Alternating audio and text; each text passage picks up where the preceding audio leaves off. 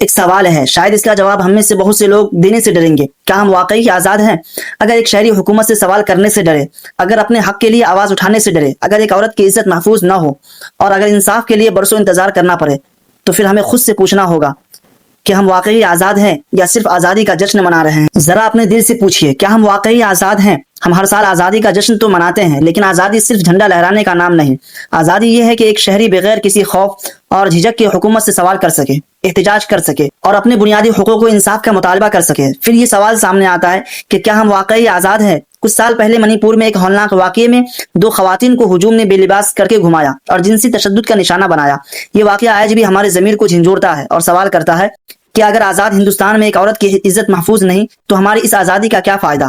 آزاد ہندوستان میں ایسے بے شمار واقعات پیش آتے رہتے ہیں، لیکن مظلوموں کو انصاف نہیں ملتا، خواہ ان کا تعلق کسی بھی مذہب سے ہو یا وہ غربت و مفلسی کے دلدل میں پھنسے ہوئے لوگ ہو۔ افسوس کی طاقت کی کرسی پہ بیٹھے حکمراں اکثر ان کے درد سے بے خبر رہتے ہیں۔ مذہب کے نام پر نفرت بھی ہمارے معاشرے کے لیے ایک بڑا ناسور ہے۔ ہندو ہونا جرم ہے، نہ مسلمان ہونا۔ اصل جرم تو نفرت پھیلانا اور ظلم کرنا ہے۔ حال ہی میں 20 جولائی 2026 میں جنتر منتر پر طالب علموں نے اپنے حقوق کے لیے پرامن احتجاج کیا، لیکن ان کے ساتھ پولیس کے رویے اور سختی کو ہم سب نے دیکھا۔ اگر مظاہرین قانون توڑے تو ان کے خلاف قانون کے مطابق کارروائی ہونی چاہیے، لیکن اگر احتجاج پرامن ہو تو ان کی آواز سننا بھی جمہوریت کی پہلی ذمہ داری ہے۔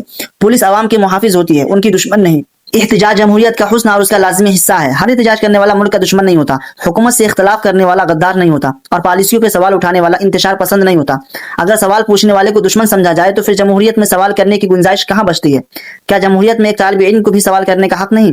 اسی طرح عمر خالد اور شرجیل امام جیسے نام ہمارے سامنے ہیں، جو 2020 کے دہلی فسادات سے متعلق UAPA مقدمے میں طویل عرصے سے زیر حراست ہے۔ جنوری 2026 میں سپریم کورٹ نے ان کی ضمانت مسترد کر دی، جبکہ مئی 2026 میں طویل حراست سے متعلق قانونی سوال کو بڑی بینچ کے پاس بھیجا گیا۔ یہاں ایک بات بالکل واضح ہونی چاہیے کہ کسی شخص کا ملزم ہونا اور اس کا جرم ثابت ہو جانا دونوں مختلف باتیں ہیں۔ عدالت کا کام الزام کی حقیقت کا تعین کرنا ہے۔ اگر کوئی قصوروار ہے تو اسے قانون کے مطابق سزا ملنی چاہیے، اور اگر کوئی بے قصور ہے تو اسے فوری رہائی ملنی چاہیے۔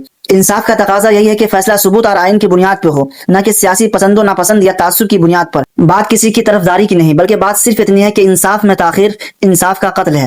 برسوں کی قید خود ایک بڑا سوال بن جاتی ہے۔ اگر سوال کرنے والا ڈرے، اگر اپنے حق کے لیے آواز اٹھانے والا ڈرے، اگر مذہب کی بنیاد پر انسان تقسیم ہو اور مظلوم انصاف کے لیے سالوں انتظار کرے، تو ہمیں رک کر سوچنا ہوگا، کیا ہم واقعی آزاد ہیں؟ آزادی صرف سانس لینے کا نام نہیں، آزادی بغیر کسی خوف کے جینے کا نام ہے۔ اور آج شاید سب سے اہم سوال یہی ہے کہ کیا ہم واقعی آزاد ہیں یا صرف آزادی کا دکھاوا کرتے ہیں؟